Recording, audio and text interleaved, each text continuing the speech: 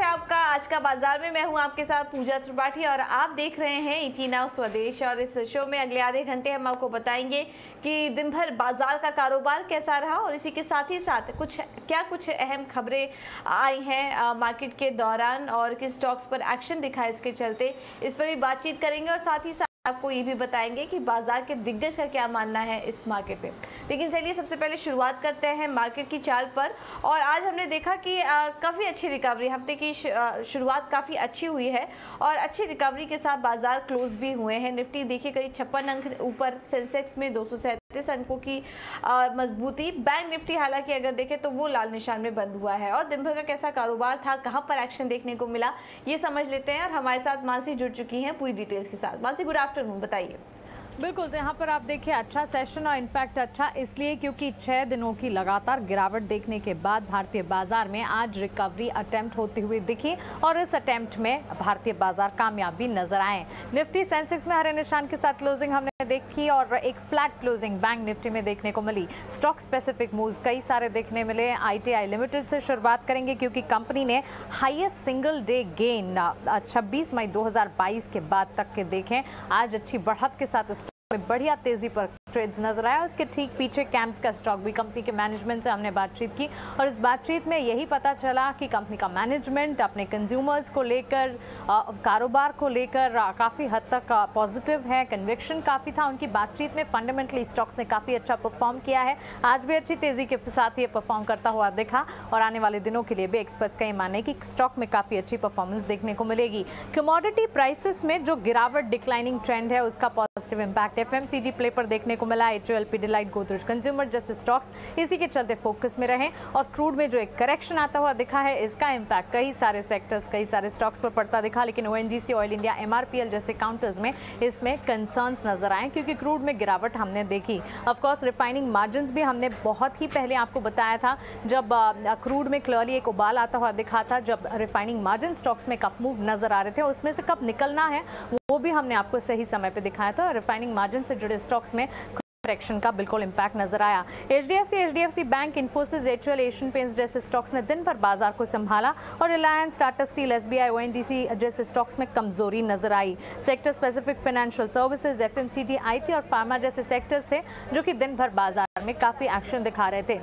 All in all अगर देखेंगे आज का ट्रेडिंग सेशन काफ़ी एक्शन भरा, काफ़ी डेवलपमेंटल नजर आया क्योंकि 6 दिन की भारी गिरावट के बाद बाजार में आज रिकवरी दिखी।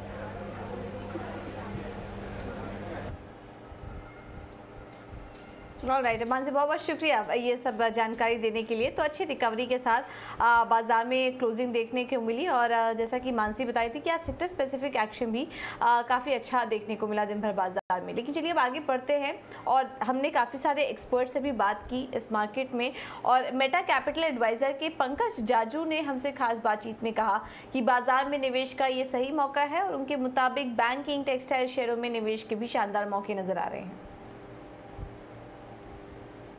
और हमेशा सबसे सही समय किसी भी निवेशक के लिए निवेश करने का वो होता है जब मार्केट में मंदी हो, जब लोग तेजी से निकलकर सोचने लगते हैं कि हम शेयर रखें कि बेचें, और हम उस दौर से निकल रहे हैं। कई सारी कंपनियां अट्रैक्टिव लगने लग गई हैं, कई सारे सेक्टर्स अट्रैक्टिव लगने लग गए हैं, लेकिन ये उन निवेशकों के लिए जो कि 2, 3, 5 साल का होराइजन रखते हैं। शॉर्ट टर्म में वॉलेटिलिटी कंटिन्यू हो सकती है, वो एटलीस्ट मेरे लिए प्रेडिक्ट करना बहुत मुश्किल है क्योंकि एक तरफ इंटरेस्ट रेट्स बढ़ रहे हैं, तेल के दाम ऊपर है, इन्फ्लेशन है, जियोपॉलिटिकल इश्यूज कंटिन्यू हो ही रहे हैं, लेकिन दूसरी तरफ ऑन ग्राउंड रियलिटी जो है वो काफी पॉजिटिव है। हर व्यक्ति सोचता है कि मैं कोई टिप लूं और टिप के बेसिस पे शेयर खरीद लूं, पैसा बना लूंगा, लेकिन जब शेयर का भाव रिवर्स होता है तो उसको समझ में नहीं आता कि रखूं कि बेचूं। तो कोई अगर व्यक्ति व्यापारी है और जो कपड़े से डील करता है तो उसके लिए टेक्सटाइल सेक्टर समझना इजी है, वो उसको खरीदे या बेचे या आइडियली म्यूचुअल फंड के थ्रू करे। तो मैं कंज्यूमर डिस्क्रिशनरी पे स्पेसिफिकली नहीं बोल रहा हूँ, लेकिन I think across the board valuations correct हुए हैं। आप बैंक्स को लीजिए, आज सारे private sector banks 2-2.5 time book पर अवेलेबल हैं। हिस्टोरिकली कभी ये वैल्यूएशंस थी नहीं। तो अगर मार्केट टर्न करेगा तो banking sector will turn. FIs ने करीब 2 लाख करोड़ का बेचान किया है इस करंट कैलेंडर ईयर में। अब उसमें उनके पास, जैसा पहले संजीव जी भी कह रहे थे कि ओवर ओन्ड जो सेक्टर्स हैं उनमें पिटाई ज्यादा हुई है, तो जब भी मार्केट टर्न करेगा over owned sectors possibly will be the first to bounce back. And personally I think that there is lot of value जो छोटी कंपनियां हैं, हिडन कंपनियां, क्योंकि उधर भी काफी पिटाई हुई है, तो जो इन्वेस्टर उनको समझता है वो खरीद सकता है, या फिर जो लोग म्यूचुअल फंड के थ्रू इन्वेस्ट करते हैं डेफिनेटली इस समय उनको अपने SIPs वगैरह बंद नहीं करने चाहिए, क्योंकि मंदी के मार्केट में ही SIPs में उनको बेनिफिट मिलता है। तो बिल्कुल, तो ये थे Pankaj Jajoo Meta Capital advisor के, जो कि बाजार पर अपनी राय देते हुए। लेकिन चलिए कुछ और स्टॉक्स पर नजर डालें जहां पर क्या दिन भर एक्शन देखने को मिला। और आज मेटल शेयर काफी ज्यादा टूटे और इसमें वेदांता में करीब 18% तक की गिरावट आज 15% तक की गिरावट आज वेदांता के स्टॉक में देखने को मिली है। इसके पीछे की वजह क्या थी ये भी समझ लेते हैं, और आशीषा हमारे साथ जुड़ चुकी है पूरी डिटेल्स के साथ। बताइए वेदांता में गिरावट की क्या वजह थी आशीषा? जी हाँ, वेदांता में आज गिरावट देखने को मिल रही है और इसका कारण ये है कि वेदांता ने एक्सप्रेशन ऑफ इंटरेस्ट के बिड्स इनवाइट किए हैं अपने कॉपर स्मेल्टर प्लांट में जो तमिलनाडु में है। बिड्स एक्सिस कैपिटल के कंजंक्शन में मंगाए गए हैं और लास्ट डे इस बिड में सबमिट करने के लिए 4 जुलाई है। इस प्लांट के बारे में की बात करें तो कंपनी ने एडवर्टीजमेंट में, इकोनॉमिक टाइम्स में एडवर्टीजमेंट दी है। उनका मानना है कि इसकी capacity around 4 lakh million turns के आसपास है। उन्होंने इस particular offer expression of interest में ऐसा भी कहा है कि उनके प्लांट्स, ऑक्सीजन जनरेशन फैसिलिटी और रेजिडेंशियल होम्स भी उनका बेचने का इरादा है। प्लांट की बात करें तो मई 2018 से ये प्लांट बंद है। प्रोटेस्ट एनवायरमेंटल कंसर्न्स के कारण ये प्लांट मई 2018 से बंद है।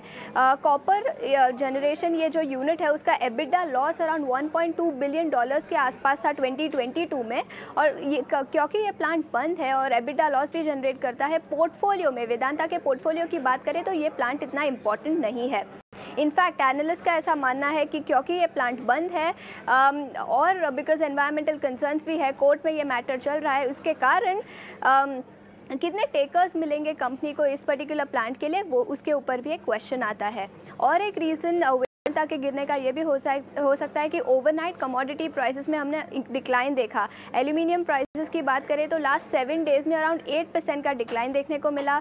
जिंक प्राइसेस 6% से नीचे है, लेड 3%, कॉपर प्राइसेस 5% और ब्रेंट क्रूड में भी हमने 7.3% का डिक्लाइन देखा लास्ट 7 डेज़ में। इंटरेस्ट रेट हाइक्स और ग्लोबल इन्फ्लेशन और चाइनीज़ स्लोडाउन और ग्लोबल स्लोडाउन के कारण कमोडिटी प्राइसेस में ये डिक्लाइन देखने को मिला है। तो ऑल इन ऑल वेदांता में डिक्लाइन देखने को मिल रहा है स्मेल्टर प्लांट के एक्सप्रेशन ऑफ इंटरेस्ट के बिड मंगवाने और कमोडिटी प्राइसेस के डिक्लाइन के कारण। बिल्कुल, तो इस वजह से हमने देखा कि आज वेदांता में भारी गिरावट देखने को मिली है और रीज़न भी अभी आशीषा ने बताया। लेकिन इसके अलावा आज FMCG स्टॉक्स काफ़ी ज़्यादा एक्शन में थे और यहाँ पर तेज़ी देखने को मिल रही थी। आज तेज़ी की क्या वजह थी FMCG शेयरों की, ये भी समझ लेते हैं। विनी हमारे साथ जुड़ चुकी हैं पूरी जानकारी के साथ। विनी बताइए।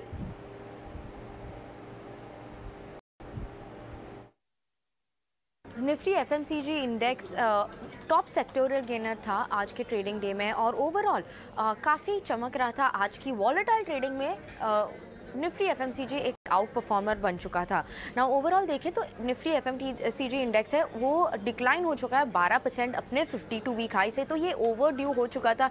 मे बी एक रिकवरी वहाँ पे देखने के लिए। उसके अलावा इंडिविजुअल स्टॉक्स की बात करते हैं तो जैसे देखिए HUL, ब्रिटानिया, नेस्ले, मैरिको, ये सब काफ़ी करेक्ट हो चुके थे अपने 52 वीक हाई से। मोस्ट FMCG स्टॉक्स करेक्ट हो चुके थे अपने 52 वीक हाई से। एक सिर्फ जो आउट परफॉर्मर था वो था ITC। नाउ इसकी वजह से ओवरऑल जो प्रॉफिट्स, जो गेन्स थे, जो वाई इज FMCG गेनिंग, क्यों गेन कर रहा है, वो क्या है कि जो फोकस आ रहा है अभी डिफेंसिव स्टॉक्स पे ज़्यादा आ रहा है, क्योंकि करंट मार्केट सिचुएशन जो है काफ़ी वॉलेटाइल है।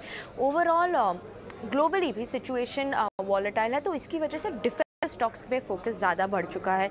एफर्ट्स जो ग्लोबली चल रहे हैं इन्फ्लेशन को कंट्रोल करने के लिए, वो भी एक पॉजिटिव बनता है FMCG इंडेक्स के लिए, क्योंकि काफ़ी प्रेशर देख चुके थे उनके मार्जिन्स में हम already, because raw material price inflation काफ़ी बढ़ चुका था। तो अब ये रॉ मटेरियल प्राइसेस स्टेबलाइज हो रहे हैं। वैसे देखें तो पाम ऑयल प्राइसेस स्टेबलाइज हो रहे हैं और व्हीट प्राइसेस भी स्टेबल हो रहे हैं लास्ट कपल ऑफ वीक्स में। तो ये पॉजिटिव ट्रिगर्स बनते हैं एफएमसीजी इंडेक्स के लिए। उसके अलावा जो कमोडिटी इन्फ्लेशन है वो स्टेबलाइज होने की क्षमता है आगे जाते हुए भी, क्योंकि अभी थोड़ी स्टेबल हो चुके हैं, और उसकी वजह से क्या होगा, मार्जिन इंप्रूव होंगे कंपनीज के, डिमांड भी बढ़ेगी, क्योंकि डिमांड पे थोड़ा इम्पैक्ट हो चुका था क्योंकि रूरल एरिया में जो इन्फ्लेशन थी वो काफ़ी हाई थी, तो उसकी वजह से जो प्राइस हाइक्स कंपनी लेती वो डिमांड को श्योरली इम्पैक्ट करती है, और इसकी वजह से स्टेबल कमोडिटी प्राइसेस लीड करेगा अच्छी डिमांड के लिए भी। गुड मॉनसून एक अच्छा फैक्टर बनता है, और अपटेक इन डिमांड, जो डिमांड बढ़ने की क्षमता है सेकेंड हाफ में, वो भी एक पॉजिटिव ट्रिगर है एफएमसीजी कंपनीज के लिए। ये मेन पॉजिटिव ट्रिगर्स है एफएमसीजी कंपनीज के लिए, और में भी आउट परफॉर्म करेगा क्योंकि डिफेंसिव स्टॉक्स पे फोकस बढ़ चुका है। बिल्कुल, तो ये कुछ ऐसी वजह थी जिसकी वजह से हमने देखा कि एफएमसीजी कंपनियों में आज शानदार तेज़ी देखने को मिली है। लेकिन चलिए अब रुक करते हैं सीमेंट स्टॉक्स की तरफ, और जैसा कि हम देख रहे हैं कि तमाम सीमेंट कंपनियां अपने जो क्षमता विस्तार है उस पर काफ़ी ज़्यादा फोकस कर रही है, और ऐसे में श्री सीमेंट का नाम भी सामने निकल कर आया है। श्री सीमेंट भी कैपेक्स के प्लान में है, और ज़्यादा डिटेल्स के लिए चलते हैं मानसी के पास, जो कि हमें बताएंगे कि इस खबर के मायने क्या और सीमेंट सेक्टर पर कितना इम्पैक्ट पड़ेगा। मानसी बताइए। सीमेंट कंपनियों में लगातार केपेक्स अनाउंसमेंट की खबरें आ रही हैं, और इस बार श्री सीमेंट ने केपेक्स अनाउंसमेंट किया है। ग्रीनफील्ड केपेक्स आंध्र प्रदेश में, ये पहली बार आंध्र प्रदेश में कंपनी ने केपेक्स का अनाउंसमेंट किया है, और इस प्लांट की कमिश्निंग जो है वो FY25 तक पूरी होती हुई दिखेगी। न्यू केपेक्स प्लान की अगर बात करें, clinker capacity 1.5 million tonne per annum की होगी, capacity 3 million tonne per annum की होगी, और इन्वेस्टमेंट जो है 2500 करोड़ का इस पूरे केपेक्स प्लान को लेकर लगता हुआ दिखेगा। अब सीमेंट की पर्टिकुलरली बात करें, कंपनी के ऑनगोइंग एक्सपेंशन प्रोजेक्ट्स, नॉर्थ में एक बड़ी पकड़ है श्री सीमेंट की, 8.5 मिलियन टन पर एनम के एक्सपेंशन प्लान्स कंपनी बनाकर चल रही है।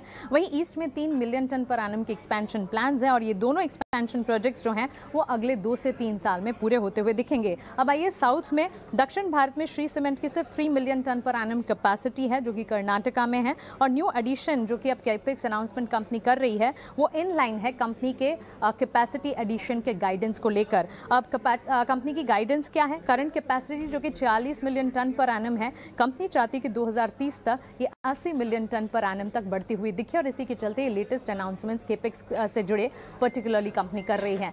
केपेक्स अनाउंसमेंट तो हो रहे हैं, लेकिन ब्रोकरेजेस के भी रडार पर है सीमेंट स्पेस, और उन्हें इस अनाउंसमेंट से काफ़ी हद तक कंसर्न्स फील हो रहे हैं, क्योंकि देखिए सीमेंट की प्राइसिंग ने एक रिवर्सिंग ट्रेंड देखा है, जहां प्राइस हाइक देखने को मिल रहे थे, अब प्राइस डिक्लाइंस हो रहे हैं कंपनियों की तरफ से, तो ये एक ट्रेंड रिवर्सल है। और अब इस सीमेंट के केपेक्स अनाउंसमेंट से ब्रोकरेज जो कि जेफरीज की एक ताज़ा रिपोर्ट आई है सीमेंट स्पेस पर, उसका यही मानना है कि सप्लाई साइड पर एक कंसर्न बिल्टअप होता हुआ दिखेगा, प्राइसिंग और डिमांड पर भी इसके बाद एक कंसर्न बिल्टअप होता हुआ नजर आ सकता है। तो क्लियरली एक और केपेक्स अनाउंसमेंट, और इस पर ब्रोकरेजेस का नजरिया जो है वो कंसर्न्स का ही है। तो clearly cement space again in focus. बिल्कुल बहुत शुक्रिया मानसी ये सारी जानकारी देने के लिए। चलिए अब आगे बढ़ते हैं और एक और खबर का रुख करते हैं। टाटा स्टील के MD और CEO टीवी नरेंद्रन से हमने खास बातचीत की, हमारे सीनियर एडिटर अजय शर्मा ने। आइए आपको सुनवा देते हैं उनका क्या कहना था। आप जो सवाल पूछा है, I think it's very important, क्योंकि अभी आप देखिए तो globally there is a feeling that economic activity slowing down, क्योंकि इंटरेस्ट रेट्स बढ़ रहा है, और यूक्रेन और रशिया के बीच में जो वॉर है उसका भी असर हम लोग देख रहे हैं on prices and things like that, and in India also interest rates have gone up. तो ये सही है कि there is a little bit of concern on the economic outlook, पर दूसरा बात यह है कि countries like India, particularly India, is actually doing quite okay in terms of the outlook for India is positive. Globally, people think India is a strong country to back, because domestic market will continue to be strong. So, abhi, in the last 2 months, there have been some disruptions because of the duties on exports of steel. But overall, the India story is still quite strong.